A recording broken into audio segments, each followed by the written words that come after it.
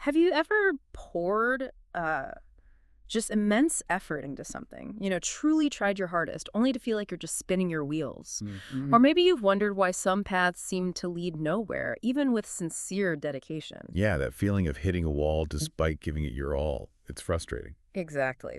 Well, today we're taking a deep dive into an ancient text to uncover, well, a really powerful, timeless truth about what genuinely leads to success in any endeavor. It's fascinating stuff. Our mission today is to understand that the outcome of our efforts isn't just about how much we try or even a particular state of mind, but really critically about how we approach the task. That's the core.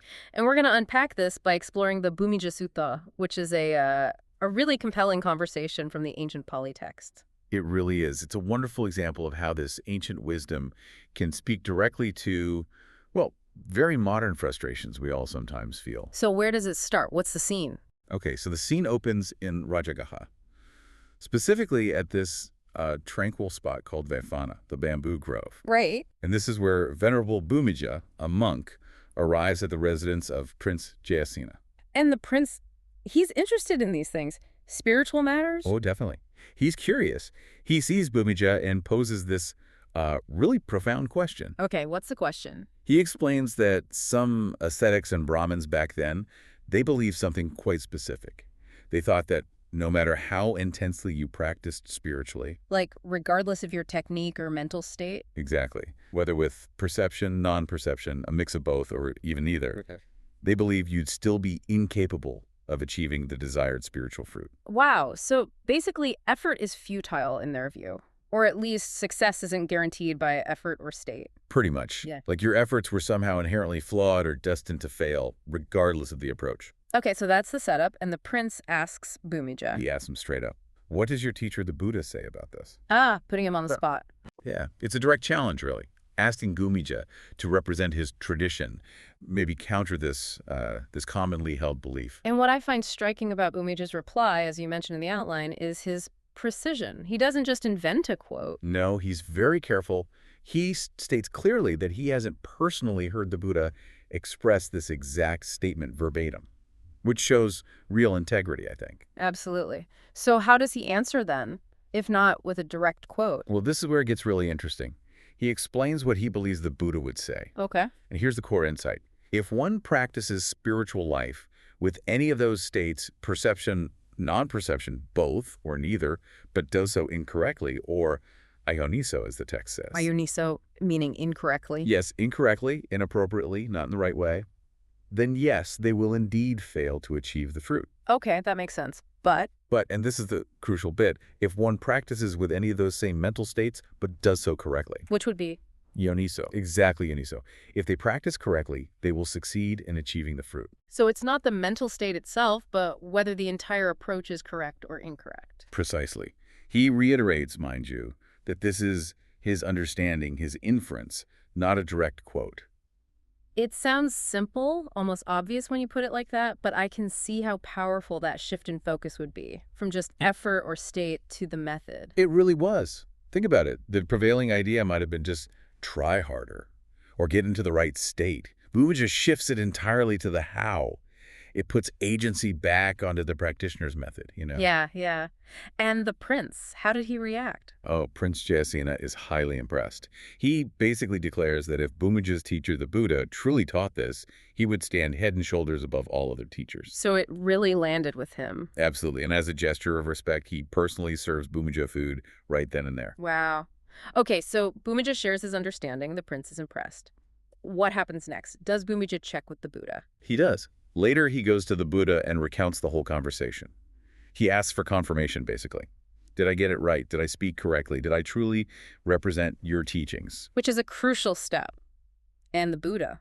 The Buddha affirms Bhumija's reply completely. He says, yes, Bhumija, you spoke correctly. You did not misrepresent me. Okay, so that confirms it. Bhumija's understanding was spot on, which naturally leads us to the big question. Right. What makes a practice incorrect versus correct? What is ayoniso versus yoniso in practical terms? Yeah, beyond just the labels, what does it actually mean? This is where the Buddha elaborates, right? Exactly.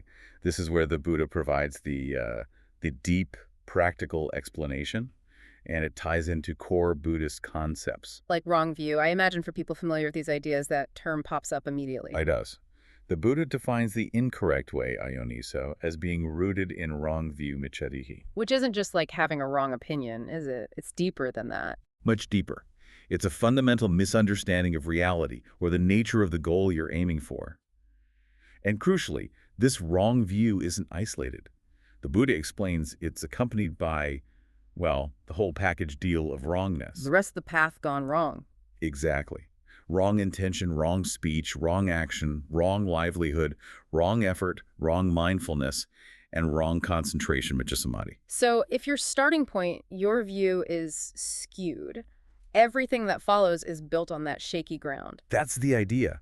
When you have this foundation, regardless of how intensely you practice, how much effort you pour in, it inevitably leads to failure because you're starting from a flawed premise. Your efforts are fundamentally misdirected. It really is like building a house on quicksand, isn't it? No matter how well you build the walls. That's a good analogy. Yeah. And what's fantastic here is how the Buddha illustrates this. He doesn't just leave it abstract. He uses 4 incredibly vivid everyday similes. Ah, the similes. These are really memorable. What's the first one? The first is trying to extract oil from sand. Imagine pressing sand, maybe even adding water like the text says, hoping for oil. It's just fundamentally impossible. Because sand doesn't have oil. Wrong material. It's the exact wrong material. Doesn't matter how hard you press or what you add. Okay, what's next? Milking a cow by the horn.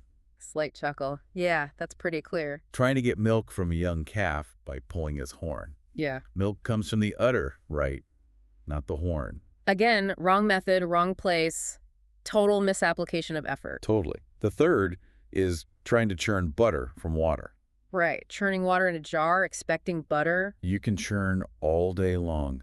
But butter comes from curd, from milk fat, not plain water. Wrong source material again. And the last one, about fire. Trying to start a fire by rubbing together 2 pieces of wet, sappy wood. Ah, yeah. Anyone who's tried to start a campfire knows that one. The wetness, the sap, it just prevents ignition. Doesn't matter how much friction you generate, how hard you rub. The conditions and materials are wrong. So, in all these cases, the effort might be there. Maybe even tremendous effort.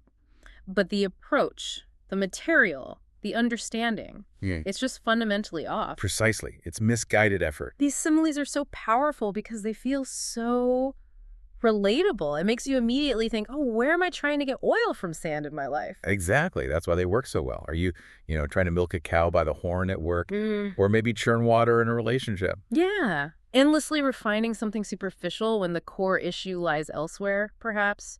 Or trying to force something that just isn't the right fit? That's the kind of reflection they provoke. They cut right through the complexity and make you question the fundamental approach. Okay, so that's the incorrect way, ayoniso, vividly illustrated. What about the flip side? The correct way, yoniso. How does the Buddha explain that? Well, naturally, he defines it as starting with the opposite foundation. Right view, samadhi. The correct understanding. Yes. And just as wrong view leads to the rest of the wrong path, right view leads to the complete noble eightfold path done right. Right intention, right speech, right action, livelihood, effort, mindfulness, and right concentration, samadhi. So the right foundation allows the entire structure to be sound. Exactly. This is the foundation for success. And, unsurprisingly, the Buddha provides 4 parallel similes to show why this correct approach works. Okay, let's hear them. Counterparts to the others. Yes, direct counterparts. First, instead of sand, you're extracting oil from sesame seeds or sesame meal. Which actually contains oil. Right. You press sesame, you get oil. Because it's the right material. Success is possible, even expected. Makes sense. And the cow. Instead of the horn, you milk the young calf by the udder. The correct source, the correct method. Yep. You'll get milk. Because that's where milk comes from, and that's how you get it. And the butter. Instead of water, you churn curds. The right starting ingredient for butter. Exactly. You churn curds, you'll produce butter. It's the correct process applied to the correct substance. And finally, the fire. Instead of wet, sappy wood, you rub together dry, perhaps even rotten wood that's ready to ignite. Right material, right conditions. Yes. You rub that together, you'll get fire. Because the conditions are suitable. So these parallel similes just make it crystal clear, don't they? Absolutely. It's not about magic or just raw effort or even some mystical mental state in isolation. It's about understanding the nature of the task and applying the correct method to the appropriate material or situation. That's the essence of it. That's yoniso. applying effort wisely, appropriately, based on a correct understanding. Okay, let's try and synthesize this then. We dove into the Bhūmijasuttaṃ, and it seems to reveal this really profound principle. The results we get, whether it's in spiritual practice or, frankly, everyday goals. Anything, really. Yeah, anything. It depends not just on how earnest we are, how hard we try, but crucially on whether our efforts are applied correctly, using that right way, yoniso. It's about aligning our actions with well, the fundamental nature of the goal and the actual means required to achieve it. It's grounded realism, in a way. And connecting this to the bigger picture, this isn't just ancient philosophy locked away in a text, is it? Not at all. It feels like a universal blueprint for effective action, doesn't it? It really does. It challenges us, challenges you listening to look beyond just being busy, beyond mere activity. Right. And to consider the quality and the direction of your effort. Are you trying to get oil from sand in your career? Mm-hmm. Or maybe start a fire with wet wood in some personal project or relationship? Those similes just keep coming back, don't they? They force that self-examination. They really do. It's remarkable how relevant they still feel. Now, the Buddha added a little note at the end, didn't he, about the prince? Yeah, he noted that if Prince Jayasena had actually heard these powerful, simple similes himself, He would have been even more convinced. even more impressed, even more convinced of Bhumija's insight. And Bhumija's own reaction, his delight in hearing the Buddha confirm and elaborate with the similes, it just highlights how profoundly they illuminate this complex truth. Makes something potentially abstract very concrete and understandable. Exactly. Which I think brings us to a really powerful final thought for you listening today. Thinking about these similes, what wrong material or maybe incorrect method might you unknowingly be applying in an area where you really seek success? Where might you be milking the horn, so to speak? And perhaps more importantly, how might shifting to a right way approach, a yoniso approach, finding the sesame seeds, the udder, the dry wood, how might that fundamentally change your outcomes? Something to really mull over. It's about working smarter, aligned with reality, not just harder and potentially the wrong direction. Precisely. It's wisdom for effective living, straight Yeah. from the bamboo grove.